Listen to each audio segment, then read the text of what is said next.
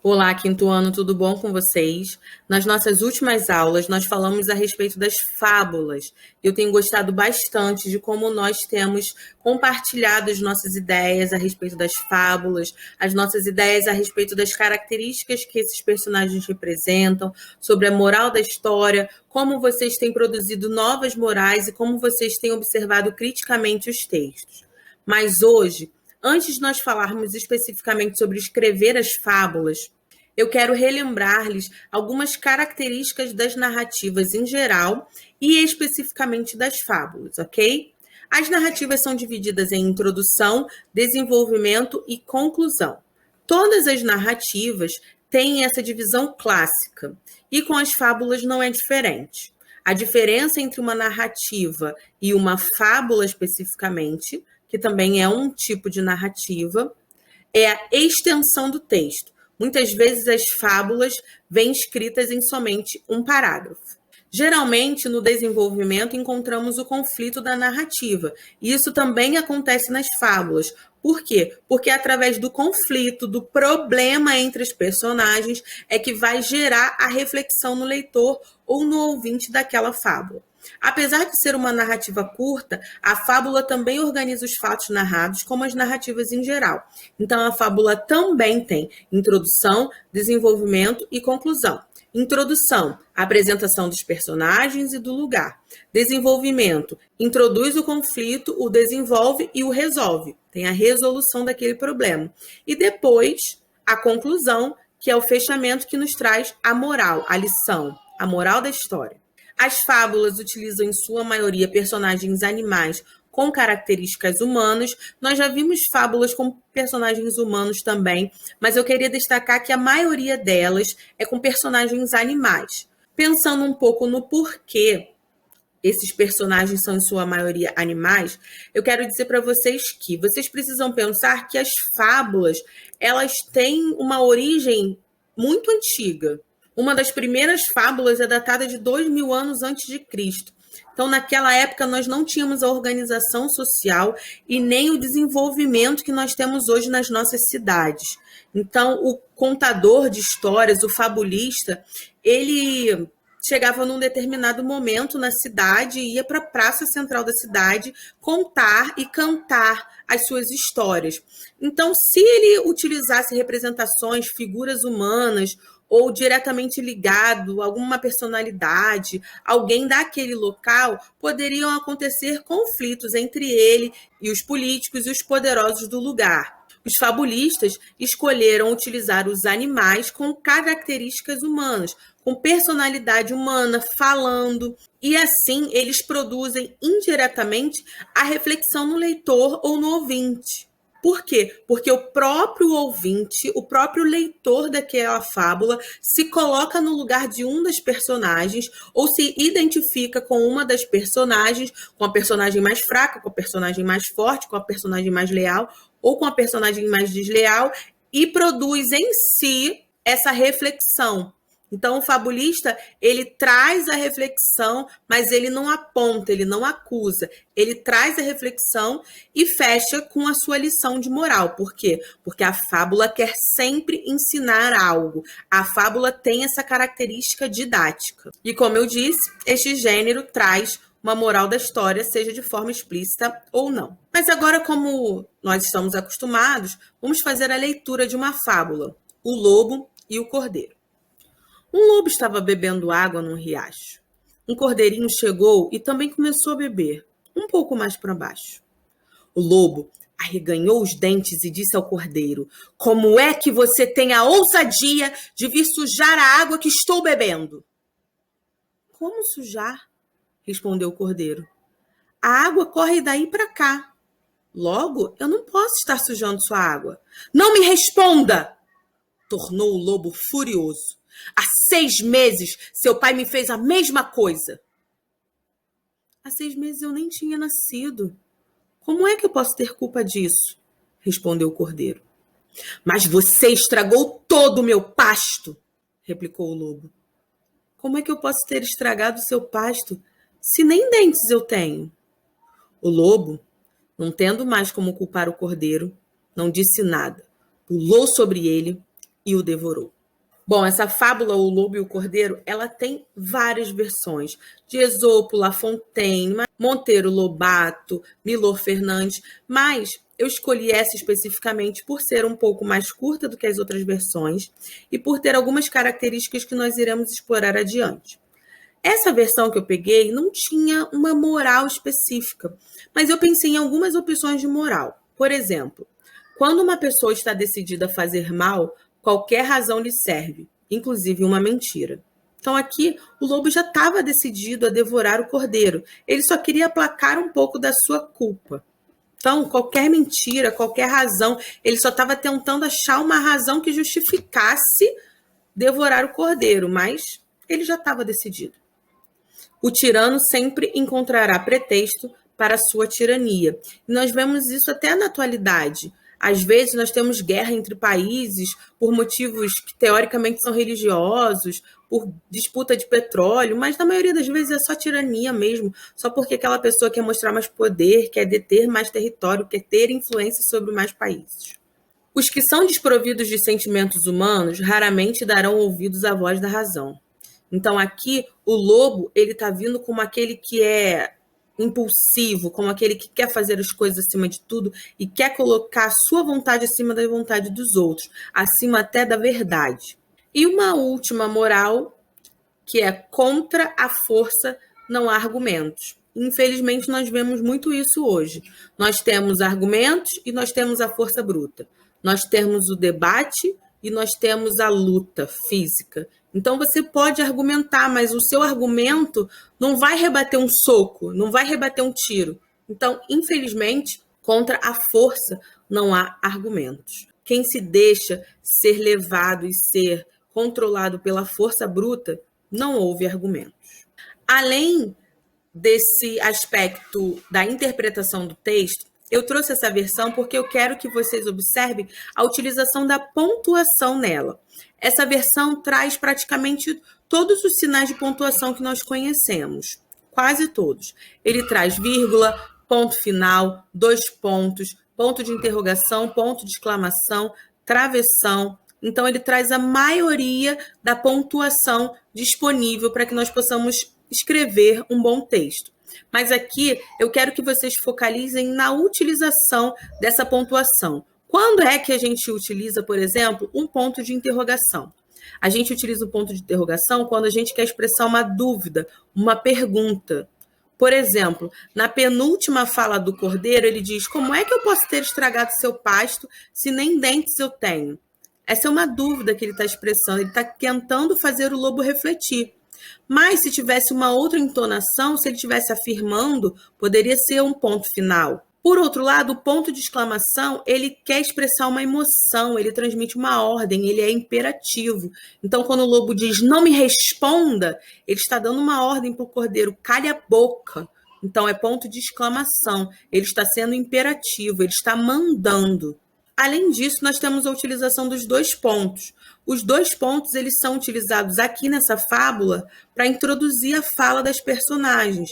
Mas nós podemos utilizar 2 pontos também quando a gente quer trazer uma sequência, quando a gente quer trazer uma lista de fatos. Então, por exemplo, fui à feira comprar, 2 pontos, banana, maçã, pera, abacate, abacaxi, peixe e morango. Eu coloquei uma lista do que eu comprei na feira. Eu separei em itens, então eu também posso utilizar o 2 pontos. Mas aqui, observando essa fábula, o 2 pontos ele é utilizado para introduzir a fala das personagens. E outra coisa que também é utilizada para nos dar essa dica de que as personagens irão falar é o travessão. O travessão também é utilizado para indicar que ali vai começar uma fala, ou que vai começar e terminar. Por exemplo, no 4º parágrafo, nós temos como sujar e temos um travessão logo após o ponto de interrogação, porque há uma inserção do narrador nesse momento. E depois, quando vai entrar a fala novamente do cordeiro, nós temos o travessão novamente.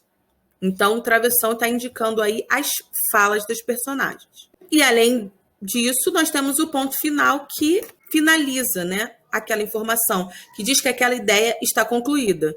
Então, o lobo, não tendo mais como culpar o cordeiro, não disse mais nada. Pulou sobre ele e o devorou. Então, aqui o 2 pontos está dizendo que ele não disse mais nada, mas ele fez alguma coisa. Ele efetuou uma ação, pulou sobre ele e o devorou. Ponto. Acabou, a ideia está finalizada. Nessa fábula, nós vemos a representação das falas de forma direta. Eu destaquei esse trecho que fica mais fácil de nós entendermos. Quando nós temos o discurso direto, quer dizer que as falas das personagens serão indicadas por 2 pontos e travessão e serão escritas exatamente como se os personagens estivessem dialogando entre si. Mas existe uma outra maneira de nós representarmos as falas das personagens. Vamos imaginar que nós estivéssemos na nossa sala de aula e eu pedisse a 2 alunos que levantassem e começassem a dialogar entre si. Eles iriam conversar, até que em determinado momento eu pediria a um terceiro aluno para contar o que ele ouviu do diálogo. Então, nós temos ali 2 situações. A situação do diálogo é como esse trecho que eu destaquei. É um discurso direto. É o diálogo sendo efetuado, sendo feito entre as personagens. O narrador aqui só está apresentando as falas. Mas a nossa segunda situação do exemplo em sala. Esse terceiro aluno que eu pedi que contasse sobre o diálogo, ele está fazendo o discurso indireto. É quando o narrador transmite a essência da fala das personagens na sua voz. E como seria esse trecho do lobo e o cordeiro em discurso indireto? Vamos ler? Um lobo estava bebendo água num riacho. Um cordeirinho chegou e também começou a beber, um pouco mais para baixo. O lobo arreganhou os dentes e disse ao cordeiro que ele tinha muita ousadia de ir até ali, sujar a água que o lobo estava bebendo. O cordeiro respondeu que não tinha como sujar a água, pois ela corria do lobo para baixo, e como ele estava mais para baixo, não estava sujando nada. Conseguem compreender aqui a diferença entre os trechos destacados? É a mesma essência, é o mesmo tema, é o mesmo assunto, só que escrito de maneira diferente. O trecho de cima está escrito em discurso direto, onde as falas das personagens são exatamente como aconteceriam, e o trecho de baixo está em discurso indireto, quando o narrador nos traz a fala das personagens. Dito isso, agora vocês irão produzir as suas próprias fábulas. Essas fábulas depois serão reunidas todas num livro e nós iremos disponibilizar na sala de leitura ou para as professoras que queiram ler para as suas turmas. Então, nós teremos o livro de fábulas da 501 e o livro de fábulas da 502. Mas, para que vocês tenham um norte de como proceder a respeito dessa produção, eu fiz um esquema do que precisa conter na sua fábula. Ela precisa ter um título, ter um tema, ter personagens, passar um objetivo, qual é o seu objetivo, desenvolver um problema, um conflito que irá transmitir esse objetivo, ter um enredo, um início, um meio e um fim, e transmitir a moral da história. Então, aqui eu trouxe um exemplo para vocês podem se basear nesse exemplo ou não. Um exemplo para vocês no tema. No momento da dificuldade é que conhecemos os verdadeiros amigos. E quem irá desenvolver esse tema? Serão 3 personagens. Aí quais serão? Como serão? Serão personagens animais ou não? Quais as características? Aí fica a escolha. Qual o objetivo dessa fábula? Aconselhar sobre a importância de uma amizade sincera. Como isso será aconselhado? Como conflito? Como será o conflito que irá transmitir esse conselho? Uma das personagens terá uma atitude egoísta perante as outras. Então, depois de pensar nesses pontos, você vai fazer um pequeno resumo do seu enredo para ter um norte de como escrever. Nesse exemplo, eu fiz o seguinte. As personagens A e B estão num determinado lugar, passam por uma situação perigosa, triste ou difícil, passam por um problema. A personagem A pede ajuda para a personagem B, que nega. Então, só estão elas duas em cena. Só que, de repente, a personagem C entra em cena e ajuda ou socorre de forma inesperada a personagem A. Mais tarde, a personagem B precisará de ajuda e terá 2 opções para o fechamento da nossa fábula. Ela não vai obter ajuda, e aí nós teremos a introdução da moral da história, ou ela vai obter ajuda e reconhecer o valor da amizade. E logo depois, nós teremos a introdução da moral da história. Além destes pontos, nós não podemos esquecer que as fábulas também possuem personagens animais que precisam representar de forma clara as características humanas. Então, nós temos alguns personagens animais que são usados de forma clássica nas fábulas. Por exemplo, a tartaruga quando queremos indicar sabedoria, a formiga quando queremos indicar trabalhador, o leão quando queremos indicar a força, a lebre para velocidade, o cordeiro para timidez, para inocência, o pavão para vaidade, para beleza, o lobo para desonestidade, a ganância, a raposa é uma esperteza de forma negativa. Então, esses animais aparecem repetidamente nas fábulas mais clássicas com essas características. Além disso, nós precisamos delimitar o ambiente em que se passará a narrativa. Esse ambiente tem que ser um ambiente que seja comum às personagens que vocês escolheram. Então, se são personagens que vivem na floresta, se são personagens que vivem no campo, se são personagens que vivem na cidade, vai de acordo com a sua criatividade. A história é curta, lembre-se disso. Muitas fábulas têm apenas um parágrafo. Ou seja, tudo deve estar relacionado ao conflito e à sua resolução. Não há necessidade de passagens muito descritivas. Não há necessidade de você descrever como era o lugar. O ambiente também só é dito o que é importante para o entendimento daquela fábula. Você não precisa ficar descrevendo como era a personagem, o que ela pensou em determinado momento. Não. Lembre-se que a fábula precisa ser clara e objetiva. O diálogo entre as personagens pode acontecer, como nós vimos na fábula que lemos hoje. E esse diálogo pode demonstrar de forma mais clara a personalidade que as personagens estão representando. Então, às vezes, se você não colocar diálogo, vai ficar difícil do seu leitor ou do seu ouvinte entender quem é o bom, quem é o mal, que característica cada um tem, e às vezes, pelo diálogo, você consegue perceber essa característica melhor. Introduza a lição a ser aprendida. Bom, nem sempre as fábulas têm moral da história, nós sabemos disso. Mas nessa produção, isso é algo que é importante e inegociável. Então, todas as fábulas que vocês produzirem têm que ter necessariamente moral da história. Eu trouxe, então, algumas sugestões de temas para que vocês não fiquem muito perdidos. Vocês podem utilizar esses temas, essas lições, ou podem utilizar os temas que vocês acharem melhor. É na hora do perigo que conhecemos os verdadeiros amigos. Os fortes nem sempre dominam os fracos. A paciência vence obstáculos. Nem sempre o bem vence o mal. Às vezes, o melhor gesto vem de quem menos esperamos. As aparências enganam. Falar é fácil, difícil é pôr em prática. Nenhum ato de gentileza é em vão. Não confie em estranhos. Então, essas são algumas sugestões de temas para vocês. Como vocês irão desenvolver esse tema, que objetivo vocês querem passar, fica de acordo com a criatividade de cada um. Então, vamos produzir. Você irá produzir a sua fábula no seu caderno de redação, vai tirar foto dela e vai me mandar pela agenda ou por e-mail, ok? Pela agenda, você só verifica se a foto está legível, porque às vezes a foto vem um pouco ilegível.